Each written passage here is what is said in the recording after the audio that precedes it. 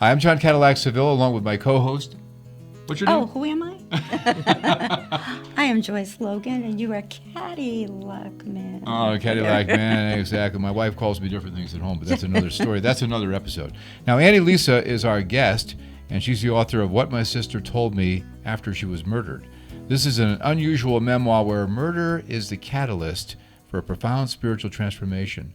Now, the news about your sister was internationally known and followed by the media. It was everywhere, all over the place. Yes. And we're going to learn more about that, Joyce. So let's get things going today. I mean, this is just tantalizing. Yeah, because this is really exciting because Annie has a book out about this and what John just said. And this is the cover of your beautiful sister. And it came out on March 8th, her birthday, the book. Yes. Right. And Annie, there may be some people who don't know about this story. I know a lot about this story because I was fascinated by it because it hit home. I didn't even know you were from Connecticut, but it really hit me, and I thought about the family afterwards. And the media really didn't cover what happened after. But if you can take our listeners through the story of Teresa and what took place. Sure. And is that difficult for you to speak about? It's not 10 years gone, and there's been so much joy and transformation that, quite honestly, well, first of all, thank you so much for having me on your show, John and Joyce. And I did catch your first episode yesterday, and I love what I'm seeing, and I know we'll be talking more about that, but we're on the same page. Yes, we are. About let's raise the vibes here on this planet. So, thank you. With that, I will say that my sister and I were extremely close, and we were on the cusp of understanding the nature of reality. I mean just a glimpse of it because of all of these profound experiences that we were having that they were so out of control that it was like a wave of situations. And this kind of happened at the same time when we had our family vacation, which was in June of 2015. And a lot of interesting things happened on that weekend. And I kind of opened the book there that, my sister was on the cusp of figuring out other things that were going on in her life. And I think she knew that something was coming, even if she didn't know consciously. Her higher self certainly did. I believe we get glimpses of our lives before we actually agree that we're going to come down here and do this thing, right? And then we all get here, and then we're like, oh, what am I doing here? This is really hard. So I think she saw some moments because there was a lot of moments where she said things like, I could be dead someday. Or, and I need to know that you understand this. Or, why are you hugging me we don't hug each other like this? And I didn't know why I felt compelled to hug her so tight. Premonitions. Before I left, yes. These premonitions. And her saying, I was so sick I thought I was going to die. She had severe heartburn and was down for the count. Mm-hmm. And heartburn is actually associated with gripping fear. Mm-hmm. So there was a big part of Teresa that knew something was coming along. And, I went to work the next day. We all said goodbye. And again, I knew something was off all weekend with her. And then I got the phone call. The next morning, I was kind of just easing my way into a Monday like we do in corporate America, after a long weekend. I'm like, okay, what can I possibly not do until after lunch? Let me just wake up. And I was sending photos, and my younger brother, Frank, called me, and I was just kind of like lazily going, hey, how you doing? And that was the last lazy moment I had for quite a few years. And your sister was a doctor. This is very important, and thank you. My sister was a doctor. She was board certified in internal medicine, an MD. And she was on a journey to really help her patients at a level that we don't see today. So she went on and studied past her medical degree, and she got her master's of science in medical science, and then she became certified with the American Board of Integrative and Holistic Medicine, and then functional anti-aging and regenerative medicine. So Was she there anything literally, she couldn't do? after MD, there were so many letters. But here's the interesting thing, and I'm so glad I didn't want to gloss over that, and almost did. She actually ended up getting certified in energy medicine with the late Dr. Norman Shealy. Yeah. Yes. Dr. Shealy and his bliss oils, and she spent a week with him. She spent 4 or 5 days with Carolyn Mace. Met Norm there, and Norm invited her to be his guest in Missouri. And from that, we met in Newark and had our moment of knowing that we had a mission. And that was 9 months to the day of that discovery, 9 months to the day she was murdered. So it was a metaphor that never escaped me, this birth of a change. So thank you for bringing that up. Teresa was on her way to reach the masses. And her life was cut short, and I'm hoping this book can get her to reach the masses. Well, she is reaching the masses thanks to you. Yeah. Well, she helped me write this book, and she's been egging me on for a long time. She always did that to me when she was alive, kind of A little bit of nudge. pushing me along. Like, Yeah. are you living up to your potential? And you could do so much more. So, get to it. And when you received that phone call from your brother, this was a horrific murder. This, and I almost hate to have you relive that It's fine. and talk about it, because I know sometimes our brains and our bodies don't know the difference between it happening now and happening in the past. But I just think it's important for our listeners to know that this was international news. This was on, 48 Hours in 2020 and Dateline and Court TV. It was everywhere. Yes. It's one thing that the levels, my younger sister said it so well. It's like the closer the camera came into the scene and the more you learned, the more horrible it was. So first it's like, Teresa's dead. Then it's, Teresa was murdered. Then it's, Teresa was beaten to death with a hammer. And so it just became so incredibly overwhelming. And the fallout, because this was multi-layered in grief and fear, because it ends up being her husband, and there's children, and there's who's raising them, and we have to protect them, and we're being cut off from them, and they're being told that we're terrible people, and we can't get our, it was an unbelievable amount of stress. I never experienced such intense stress, and I started to feel it in my body and had to work with that. And it was very hard because I didn't have my sister. My sister was my doctor. And I met with many of her colleagues, and they said, we know you want your sister here, and you're not going to find what she did, because nobody had her wealth of experience and her skill set and education that brought everything together in a way. When you went and saw my sister, you were there for an hour. And if people wanted to pray, she prayed with them, because she said, my feelings about your health matter. Like, whether or not I believe that you can get well is matter. You're the one who's going to heal you. But so she was very unique, and I got very sick from all of that fear. But I got through it. I learned how to release it all. And the other thing is, you mentioned that, of course, her husband was responsible for this, but at first you didn't know that. No. So you're actually living with a person, taking care of the children who murdered your sister. Yes. And at one point, you realize this. So I don't want to, spoiler alert. Spoiler alert. So I do talk about that in that profound moment in the book when I realized, absolutely, because we all kind of were going around the table. We all end up in Florida, right?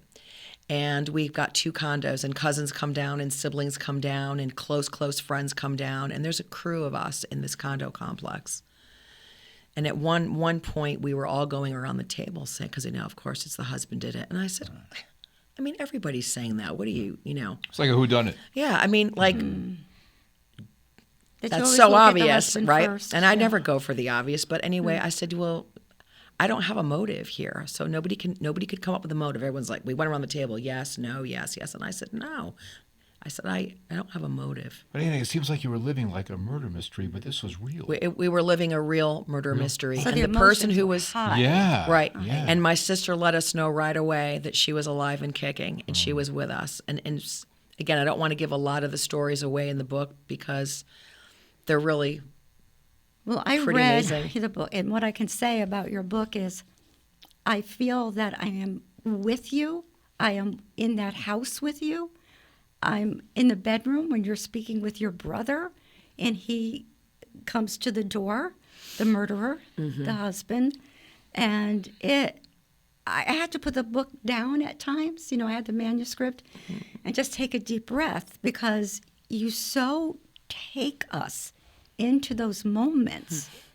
And so tell me though, when you first started reaching out to Teresa and asking her.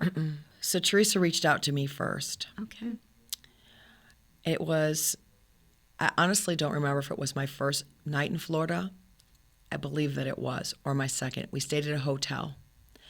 My brothers were in one room, and I was with our very dear friend, Danielle, who was mine and my sister's, like my and my sister's really close, sister-like friend, yeah. And she flew in from New Mexico. She's like, I'm going to be right there with you.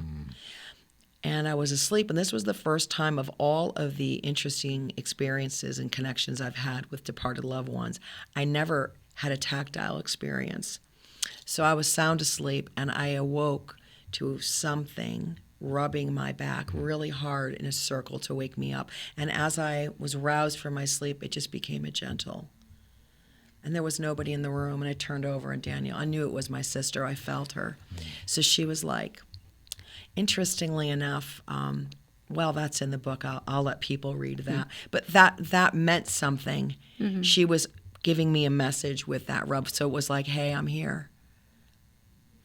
And I understand something that you were trying to tell me. And so she does something with that to make that point. There's a lot of things that didn't happen in sequence that then you understand what they meant afterwards. So Now, do you look at the situation as a gift? wow. I believe, a couple things. One, my sister, without knowing it, sacrificed her life for her children.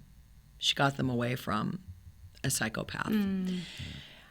I know 100% that every difficult situation, every painful situation, anything that causes us intense resistance or even minimal resistance is an opportunity, truly, to recognize something and rise higher above it. So the gifts that came through to this, of course, the work that my sister led me to, the understanding of our mission to help support humanity during this precarious time on the planet, how to do all of that, the healing. So Joy, you said, I know this might be hard for you to talk about, and sometimes I can get right there, but it's really may seem strange, but I've never been so joyful in my life. And if you ever said that to me, anyone said, do you think you could ever be happy after you lose your sister? I'd be like, oh no, my life would be over, because we were that ridiculously close. But I can honestly say I've never experienced so much joy since that. Like, so many things have happened to open up my heart, to raise my awareness of what it means to be alive and what our responsibility of love is on this planet, and the power of forgiveness and compassion. The lessons from a spiritual perspective have surprised me. It's encouraging to hear you say that, because so many people watching right now are going to say, how can she go on? How can you still be happy? Because so many people lose loved ones and they just feel like, how can I ever be happy again? But you find a way. I mean, Joyce can And they're relate to that. angry. They're angry for years and years and years. Right. But how were you able to do that, Annie? Yeah, and I see that a lot, and I try to offer myself to help. So before I could get on with the mission, my sister knew I had to heal myself first, Right. because I was kind of a mess. Understandably so. Right. So in order to move forward in that, you have to release the trauma and the fear and the grief and the guilt and whatever is associated with the loss, because there's so many things like, why didn't I tell my sister this? Why didn't I talk to her when she called me just 4 hours before she was murdered? Why didn't I stay on the phone? Because I would have been able to tell her this, and she would have, okay. What if? So what if? I certainly could blame myself for her murder, because I had information that would have changed the course of her night. Okay? And I'm not going to give that away. So to answer your question, why is it that some people grieve for years and years and years? And why is it that I've been able to do this? And it's not just me, and it's not because I'm special. It's not anything other than my sister brought me this tool that I use, and she taught me that the subconscious is where all of our power is. And she showed me a tool that I use called Psyche, and I work with clients. But that's not the point. The point is everything is on the subconscious, and when you release it, it's quantum.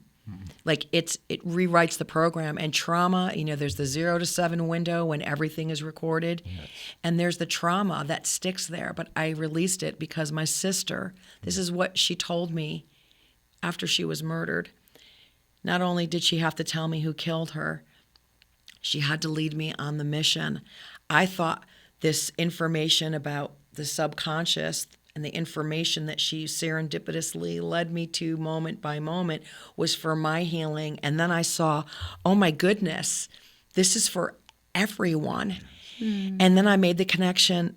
So, and when we heal ourselves, we become in this joyful, wonderful place. And we're in this joyful, wonderful place. It has this exponential effect of everyone that we meet, right, John? Yes. When you meet that person in the coffee shop, like you said. Yeah. But it's more than just a one-to-one. It's a one-to-many, because it's a vibrational thing. And it creates unconditional love in ways that you can't imagine. And that just creates this tsunami of joy. And that's our mission. That's how we're going to support humanity. We're literally, as Rob Williams, the founder of this tool that I talk about, says, we become the peace that we seek, and it just happens. It's magic. It's quantum physics. It's science and spirit coming together. And the name of the show is What's Good, and you're sharing that what's good. Because some people might be tuning in saying, what's so good about this, your sister being murdered? But you're talking about that, and I see the joy in your face that's coming from something that, how can you have joy about this? But you're healing, not one person at a time, but you're healing humanity. And I can see the joy in your face because you know that you're helping so many people by sharing your story, by sharing your sister's story. Yes. And then I feel like your sister is more with you than ever. You feel that. You see it in your face. You don't feel like you've lost your sister, do you? She just walked into another room. And a great analogy, and I wish I could remember who I could give this credit for. It's like if you're watching, and now I call it TV still, whatever. If you're watching your smart TV and you're watching ESPN, you're tuned into that channel. But it doesn't mean that there's not a movie happening on, Lifetime. That movie's happening. That's right. You're just not on that channel. So my sister's just simply, all of our departed, we're all on different channels. She could be on 20 channels. We have a multidimensional nature. Our spirit is not just sitting in one place here in our body. It's much, much larger than that. But we take it in steps as we can understand it. The most important thing and I meet people where they are on their journey. Like my mother and I have one conversation, and then she'll go, I don't know what you're talking about. And then and then you meet other clients, and you kind of figure out where they are, and you have these conversations. But at the very basic level, reality is far more expansive than we can ever imagine with our 5 senses. Okay, it's so much bigger than this 3-dimensional experience. And when you just at least open up that door, then things start to happen Right. that make you understand that more and more, and it becomes fuller and more alive. And when you do that, then you recognize your potential as a multidimensional being. And when you get rid of all of the anger and the guilt and all of these fear-based beliefs, which scientists say, like 70% of our subconscious is all negative, that's running the day for you. When you get rid of those, you're like a hot air balloon, and you just cut those weight bags and you just float up. And guess what, everybody? It's really beautiful up there. And then you have access to information that you couldn't get down there. You just could never see it. Yes. We have to be 100%. intentional. We have to be intentional about when we get up in the morning, because like you said, 75% of the thoughts are negative. We have to start our day with gratitude or prayer, whatever you need to do. And to me, that gives you the mental armor, the spiritual armor you need to go out there into the world and just, kind of ward off the negativity. There's so much of it out there. Well, I would add to that, yes. And I think what I love about an attitude of gratitude is because it's very instantaneous. The moment, like, you could be in the worst place, and I'll tell people, like, if you can't do this right now, where you, like, the basic thing you can do is have an attitude of gratitude. And as soon as you do, you're going to start to feel better and better and better, right? Because you know how it is. You get up, you stub your toe, and then after you stub your toe, you spill your coffee, and then you have a fender bender. It just goes on and on. Domino right? effect. But I would add to that, and this is really the most important thing that I say in my book, is I don't care if you use my tool. I don't care if you ever decide to make a session with me. I don't care. But do know this. Your subconscious is running your life without your conscious permission. We spend 95% of the day operating from our subconscious, right? So that's all of the trauma, the drama, the fear, all of the emotionally charged situations, all of the beliefs our parents taught us that we didn't choose. That's the lens that we look through life. And it is happening 95% of the day. And only 5% are we in consciousness. Right. So I say in the book, by all means, check that out.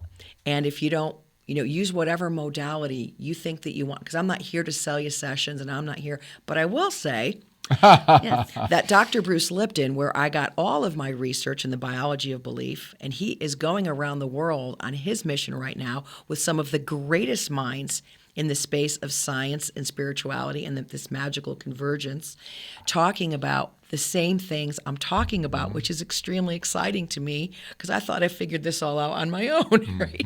But if you look at that information, Bruce Lipton is incredible. he's incredible. You will understand that this is how reality works, everyone. And this is why you keep repeating the same patterns over and over again. And no matter how many affirmations you say, no matter how many, therapy sessions you Groundhog go to. Day. It's Groundhog Day. Right, it's Groundhog Day. So, but, and if you're not, so when you do that, things change dramatically. You don't just change your day. You change your life. Absolutely. So how am I so joyful? Because I'm literally not the same person that I was, a year ago, but let alone when I started doing this 8 years ago. I have to say that I had a session with Annalisa, and I was going through, I didn't even realize that I was going through a tough time with a car accident.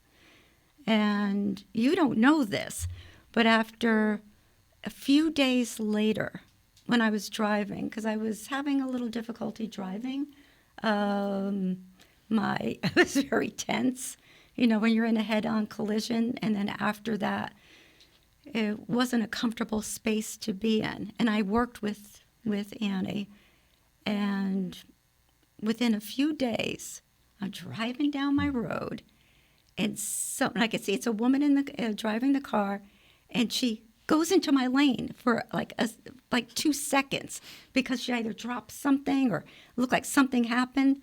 And normally, I would have, just pulled over, went home, or whatever. It was like Teflon. It didn't bother me at all, and I just thought, "Thank you, God. It was easy Thank you, Annie. breezy. And God said, thank you, Joyce, for stepping into your power. That's right. That's right. Yes. Andy was just a conduit, you know? But no matter how much we may all know this, we still need our guides. Absolutely. You know, whether it's Jesus, the Bible, going to hear Bruce Lipton, having a session with you. We always need that reinforcement because the world kind of bombards us with stuff. Sure. That's a really good point. You know, before I call it the moment when I woke up again and came back to life, when my sister I was kind of like, I say, blindly slapping at the light switch, trying to find it and turn it on, the light switch of my life. I was talking to this woman, and there's a chapter in the book about it called Irish Intuition, and she was pretty extraordinary.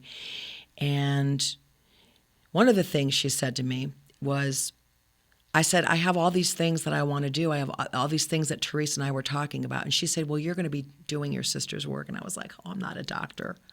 Well, read on about that. But the other thing, I said, look, everybody knows this. Don't they know this? I mean, they know about, you know, the things that Jesus said. They know about Bruce Lipton. They know, come on, raise your vibes. Don't they understand? She goes, and some people may, but they may not be able to hear it until they hear it from you. It's like my sister used to say, she would talk to patients and she would tell the husband and wife what was going on with the husband, and the wife would go, I've been telling him that. Teresa was like, well, he was never going to hear it from you, right? So we all resonate. We're vibrational beings living in a vibrational universe that's responding to our thought, but we resonate with people. So I say to people after my talks, when I do my talks, I read from the book, and then I launch into, let me tell you how the subconscious works, and then I'm really going to blow your mind, okay? And then I talk about the mission. But one of the things that people don't understand is, I just completely lost my train of thought, so it's going to have to go. Remind me what the question was. Yeah. I get excited. Oh, about not hearing what you have to say, is that at the end of the talk, they do understand why and how they ended up in the place that they are. Like, immediately they get it. Wow. And my actual point that I was trying to make is going to come back to me probably in 2 minutes. Yeah. Fascinating. Yeah, you know, it brought back memories of telling my mother about this when I had what I call an awakening.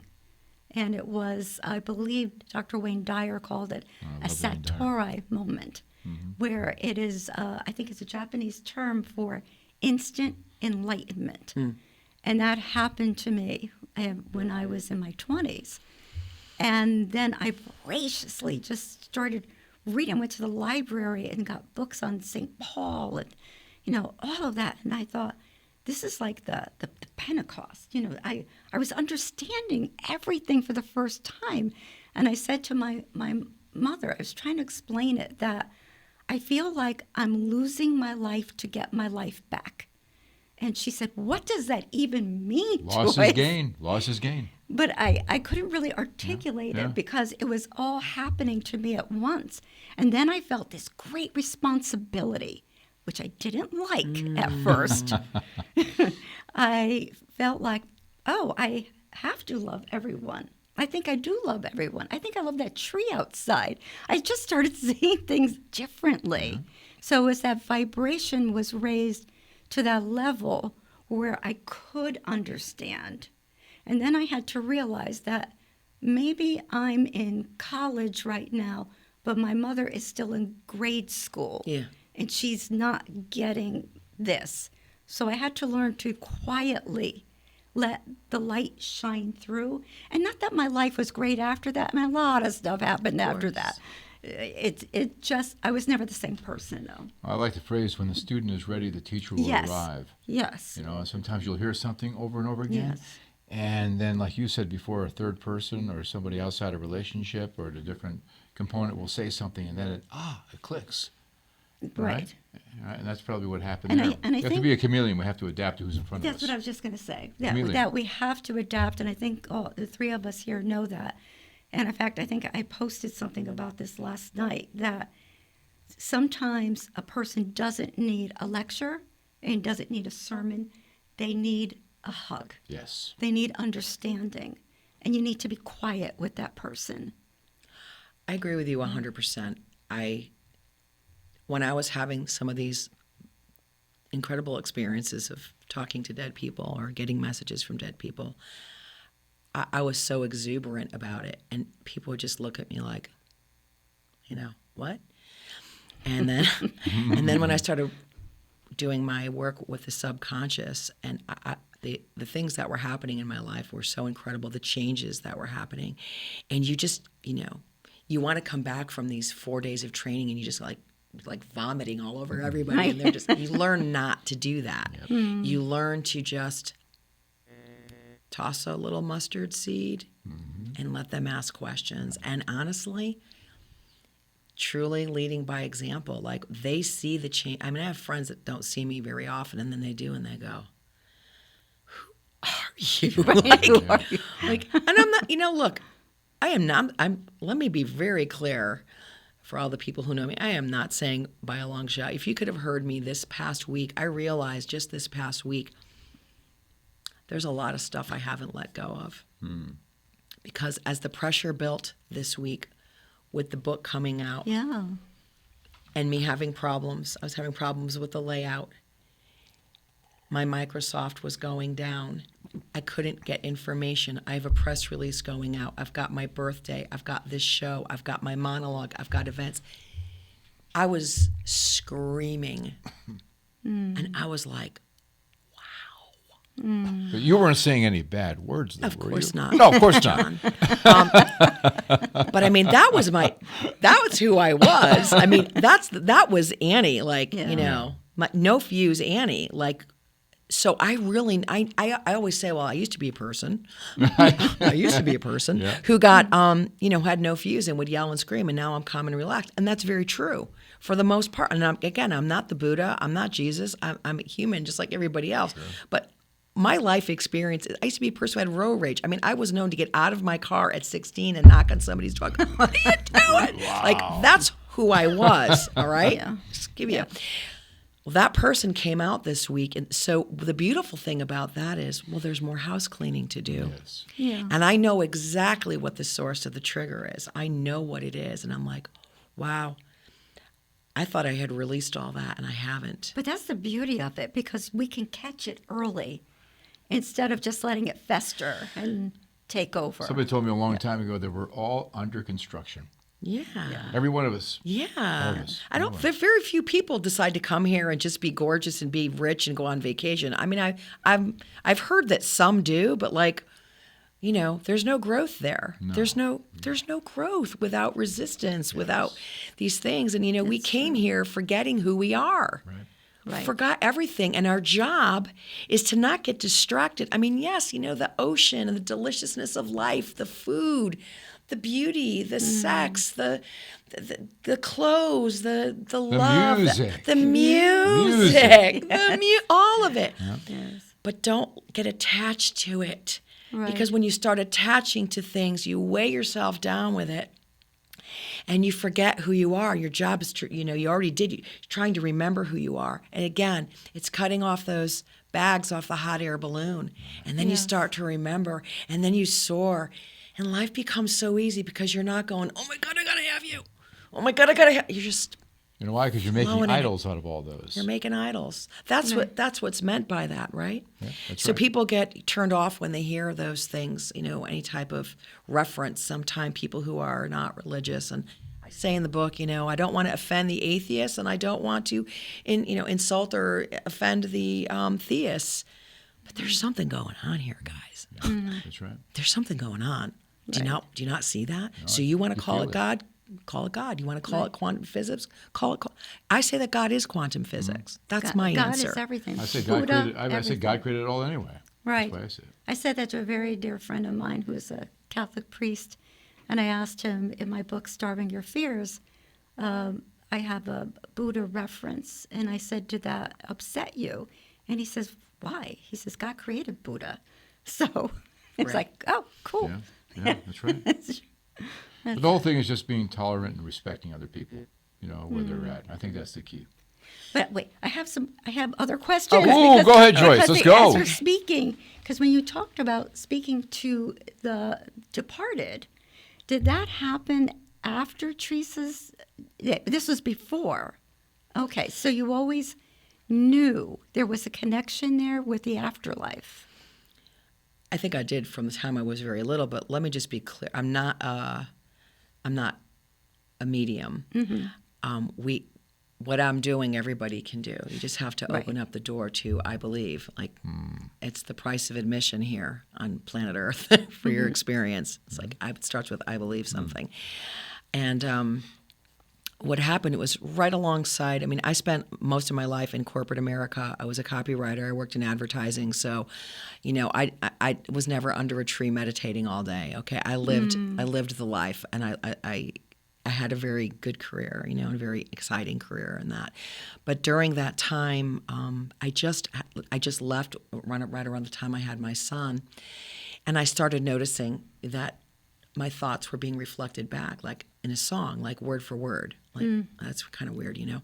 And then it just kept happening. And then it was like on a billboard. And then like my boss would call me in and say, you know, we're going to do a story in Golf Digest today on this. And I'd be like, I've just, you know. So it just, and once I went, something's going on here, guys.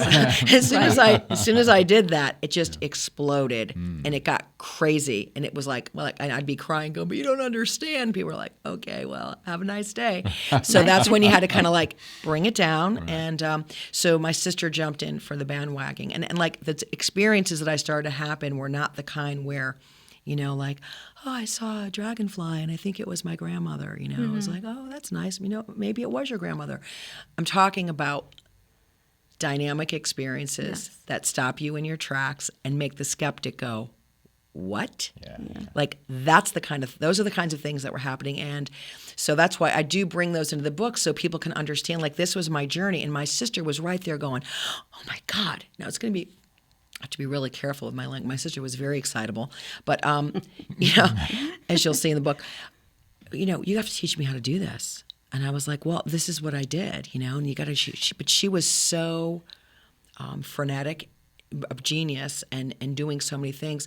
It was only towards the end of her life when she started to have those experiences. And when Teresa had them, just like that Teresa does, as we call her, that Teresa, she did everything on steroids. So I was doing this, Teresa was doing it to the 8th power. She was a Spitfire, wasn't she? She was a real Spitfire. Yes, so once she did it, and that's when things started to happen. So that's why it wasn't like Teresa, she checked out so fast, right? So we didn't have a time to go like, let's develop a code. And, you know, and then she just said, oh, I don't need you to tell me what to do. I know what to do. And she immediately got right there. And she reached out to so many different people in our circle. Like, people are still telling me stories about what happened after my sister was murdered. So she hasn't just reached out to you. Oh, no. Other people as well. Yeah. Wow. But she's worked with me on the mission. So I know that she inspired another friend, Angels of Heart, to do all of these beautiful artwork with angel wings. And she's been sharing my story a lot, and I want to hear her story exactly of how it happened, because I still don't know.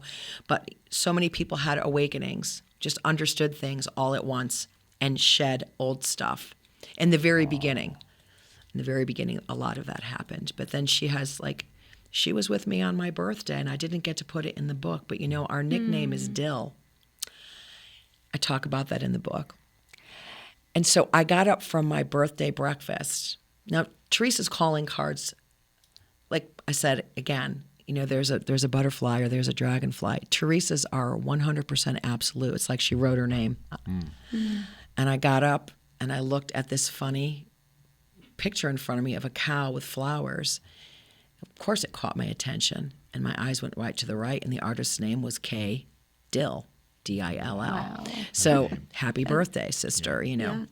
Yeah. So those kinds of things were happening, and they got bigger and bigger. Yeah. And Teresa, she took all of that to a much larger level.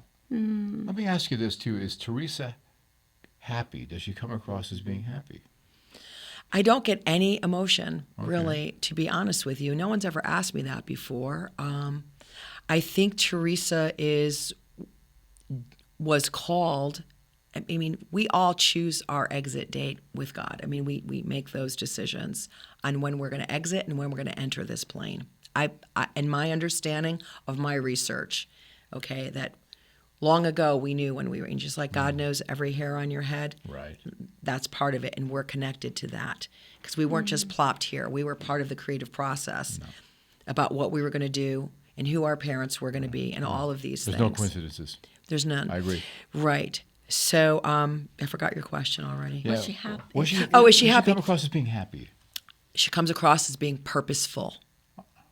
Very purposeful. Like this is the way it's supposed to be. We're still working together, only we're going to work this way because it's going to have a more profound effect with me on the other side and you on that side. It's going to help people awaken to their true divine nature when they understand that life is so much grander than getting up in the morning and having your coffee and go to work. Like there really is something happening. Well, like here. you said in life, she was always pushing people to be their best. And she Doing the and same she thing is. here. She's still doing Absolutely, John. Right. Yeah. Absolutely. Yes, she is. She's doing that, and she's learning how to manipulate energy. And I just feel like I know a lot of people like Rob Williams, the originator of the work that I do called Psyche with the subconscious. He just transitioned in October, and it was heartbreaking. But we all feel like, well, he's got things to do, you know, as is above, so below. You know, you just got to have a balance of the energy that there's. You know, Teresa always said, I could get so, and I'm gonna censor this. I could get so much more done if I could just get out of this body. People came up to me at her service and said, you know, your sister just said this to me. I said, that does not surprise me because she had so much she wanted to do. And I don't think she felt like, I think she knew she wasn't going to have You saw the body as a limit. enough time. Yeah, exactly. Yeah. So the body is a limit.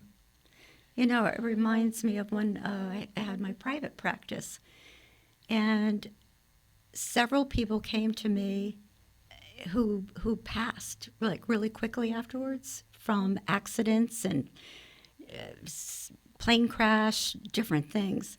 And this very, very famous psychic in our area, Ruth Burnett, she called me. I've never met her. I only knew about her from reading about her. And she said, I'd like to make an appointment with you. And I said, sure.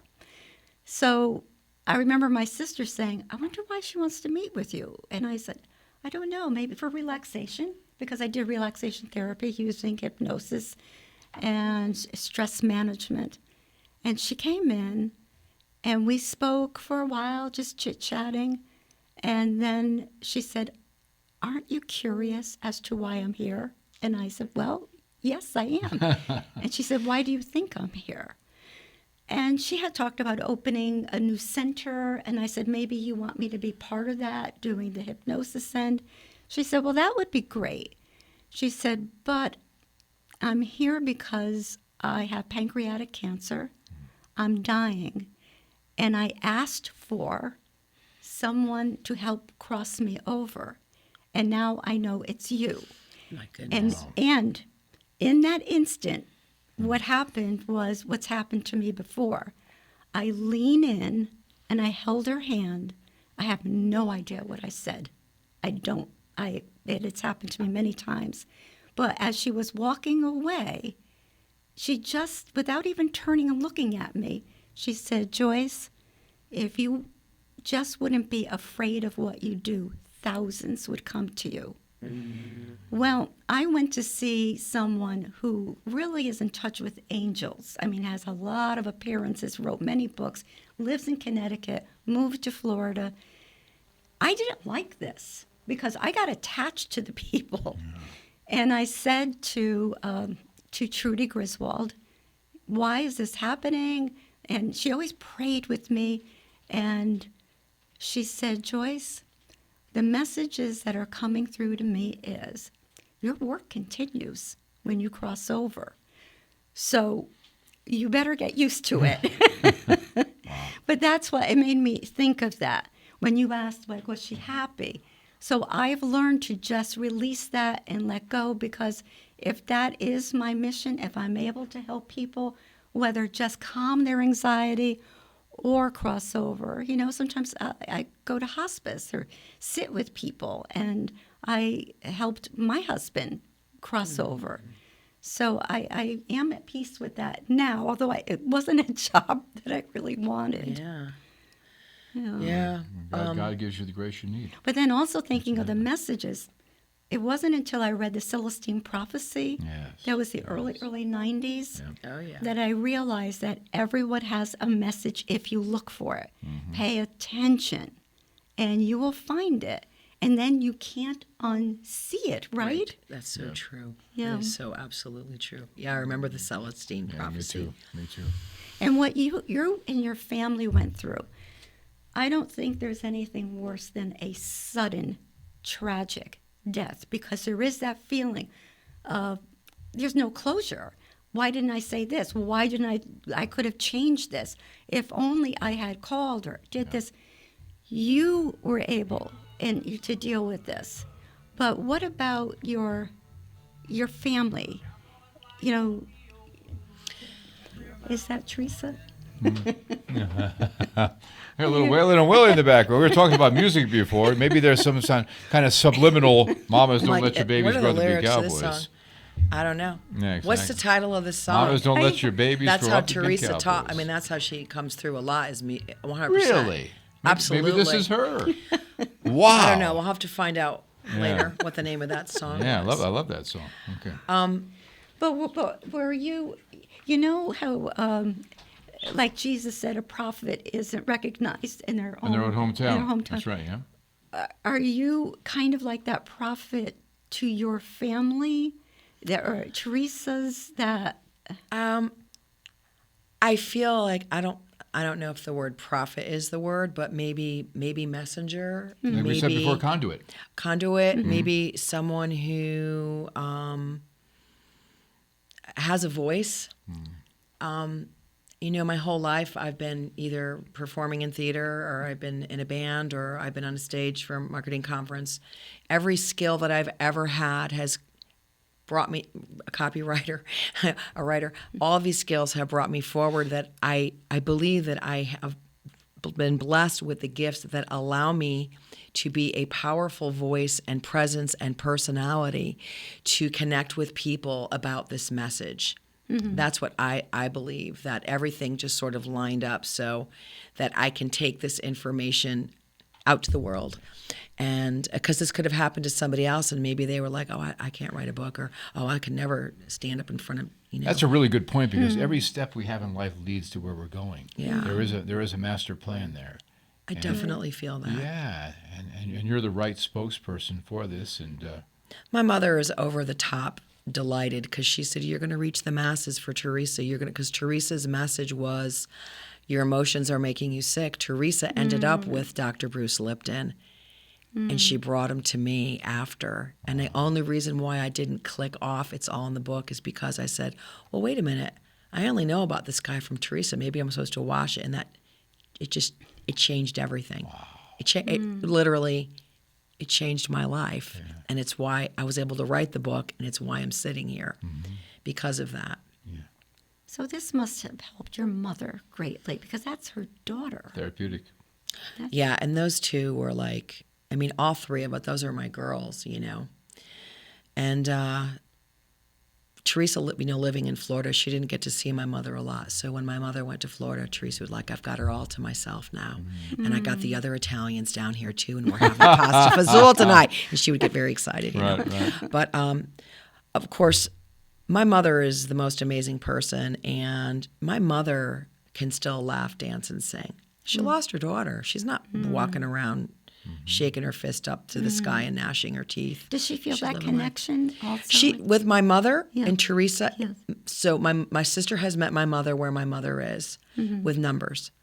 So my mother sees 11s all day long like nobody. She will always catch 11 after the hour. Because that's Nonstop. That's their language. That's their thing. Right. Like, I'm not saying in the book I see 11s a lot. Like, at very specific times when I write very specific things, things happen. So a lot of times in the book I write off in italics. Italic? Italic, yeah. Yeah. Italic. In parentheses as well, to say, this just happened while I was Yes, writing this yes, right now, and I right. can't believe it. I was doing this, and I turned around, and so that happened to me all throughout the book. But for Teresa, it's much larger things. I mean, in the afterword, I tell a story, about, and I'm just going to tell it, okay? Oh, great. Tell great. it. Yes. So I'm driving, and that morning I had a profound experience, and recognizing that, you know what, I don't sit down every day and go, Tree, you got a message for me? I don't do that. But I know that I should, because she's probably sitting there going, finally, like, I'm waiting for you. You gotta participate here. Sometimes she'll just break right through if it's really important. But I don't really take the time to sit and go, okay, I'm going to be, quiet and still and meditate. But I got this new protocol with Psyche, and it involves doing that. So I thought, well, you know what? I'm going to start reaching out to my sister during this protocol. Like, hate to say kill two birds with one stone, but I got a lot going on. I'm going to do it. And I did that morning. And I said, I'm going to make it a practice to just go, Therese, do you have a message for me every single day? And I'm working on that now. And I finished my little declaration and proclamation to my sister. I ran downstairs, put my yoga pants on, and got in the car. I was going to yoga. And I'm driving along listening to a station, and I kept saying, I don't want that song. I want to sing. I feel like singing right now. I don't know the lyrics. I don't know the lyrics. I don't know the lyrics. In the middle of it, I went, oh, yeah. And by the way, I told you I was going to start reaching out to you. So I'm reaching out to you. So feel free to give me a sign. I literally said the word sign, and whatever song was on was singing the name Teresa. Really? Wow. Full volume. And I just went, like, that's the kind of stuff Teresa does. Right. Yeah. She's like, oh, yeah, I'm right here. Yeah. So, and the thing is, I wasn't even supposed to stop on that song, because I was looking for a song that I could sing to. That was my job in the moment. And then I got interjected with this thought, where did that come from, that I had that thought? Well, read the book, you'll see. And when I said that, and you're going to show me a sign. So I said, show me a sign, Teresa. And it took me so long to write it because I wanted people to understand exactly how magically it happened. That's just one example. That's why I couldn't finish the book. The afterword kept getting longer, and she kept doing these little things, and these things, interesting experiences, kept revealing themselves, and I had to keep writing more. And you're getting a lot more proactive because you're reaching out to her now. Yes, that's what she wants. She's like, I'm not going to do all the heavy lifting. Right, You right. have a job Participate. there. Yeah, you need to evolve and expand more. Yeah. I read a book years ago. I think it was written in the 50s, but listen to the title of this book, The Dead Are Alive. And it was actually about a group of scientists who built this room with recorders in it. And the purpose over years and years was speaking to those who have departed. It's a fascinating read, fascinating. And I do remember my mother saying to me that one of the reasons why this book wasn't really pushed out there that much, she said, because if people knew that life doesn't end, then they feared people would commit suicide, that were having problems on Earth. Interesting. And they kind of pulled back on that. But I still have a copy of that, and I just... Felt that, it was a question that she said, felt that people would commit suicide so that they knew that, okay. And interestingly enough, you don't get to escape it, folks. Right. You're just going to have to relive it in another way. Until you overcome what ails you, whether it's mentally or, and even the physical stuff is the result of a mental thing first. That's what I was trying to say before. Okay. Okay, here we are. Yeah. My sister's message was that our physical ailments are the result of unresolved issues, negativity, because that energy, everything has energy, right? It has to go somewhere, right? Yeah. So if you don't release it, it's going to make its home in your cells, and that's what Bruce Lipton was saying. It's like people think it's your genes, right? It's not. It's your It's your cells that are responding to your thoughts, but not your conscious thoughts, all of the stuff on your subconscious. I totally agree. I believe you can heal yourself with your thoughts. And what does disease mean? It means lack of ease. Dis-ease in the body. Exactly. But if you have ease, you can reverse that. But it doesn't mean that you're never going to die. Of course. Because we will cross over. So people have a hard time with children who are born with some kind of disease. And then they get into, is this generational? Are you suffering because of blah, blah, blah? And I don't believe that. I mean, I believe that things happen, but some of these children and the stories I know, they are blessings. And that's why they came here with those diseases, to teach everyone something. To teach. There's always a lesson to be learned. Right. And people say to me, well, if we create our own reality and we choose to come here, then you mean to tell me your sister chose to exit like that? I say, absolutely not, but she knew it was a potential. But I believe your sister was already out of her body. She was, absolutely. Yes. I absolutely believe that. Absolutely believe that our spirit leaves the body. I've studied many cases over 30, 40 years now of near-death experiences, and they're all pretty much the same no matter what country they're in. And they were gone. They were watching what was happening. Yes. So what do you think? What do you think the next chapter is? I don't know. So people keep saying, well, now that you've written your first book, my friend Charlene says you've got 2. My friend Cindy today said you're going to do another one. For right now, my goal is to get this book out to as many people as I possibly can. It has a lot of legs. The murder is the medicine that makes the sugar go down. Oh, no. The murder is the sugar that makes the medicine go down, right? Yeah. And I think we talked about that. So people can be saying all kinds of, she's trying to sell her book. And it's like, I want to sell my book, absolutely, because I want to awaken as many people as I can. And I'm hoping that I could get on as many podcasts as I can and television shows as I can and really reach the masses for my sister. Yes. And maybe that means I'm going to have my own podcast. I don't know. I'm doing some events and then something, and I learned to listen to these things in me, and I will ask for more guidance. Said, you know what? Because I'm pitching to all these places like, hey, well, have you been reviewed yet in a periodical? No. Oh. I'm like, no, but James Van Praagh reviewed me, and he's like a New York Times bestselling author. And he's, a master spiritual teacher, and he reviewed my book. That's okay. So I said, you know what? It's not working. You have a few events happening. Now just sit back and see what comes your way. And the right people will come your way. And what did you say, John? We always say you said it the other day. When something is meant to be for the good of the world, and this is ripe for the time, everyone, look around you on this planet. Okay, we created all of this. I know you might not want to take responsibility for it, but we are conscious creators of our reality. That's our God-given birthright. Yeah. Okay, and we did create this unwittingly through subconscious programs. Okay, so we have the ability to change all of that, and that's the mission here. And now more than ever, we need this information to wake up. You said when something like this comes, God breathes on it. That's right. And magical things happen. And I know magical things have happened. Kelly White, amazing intuitive. She's the one who led me to Michelle Sample, my amazing publicist and marketing person, who led me to James Van Praagh, who got me to Jennifer Weigel, like all these amazing people in this space.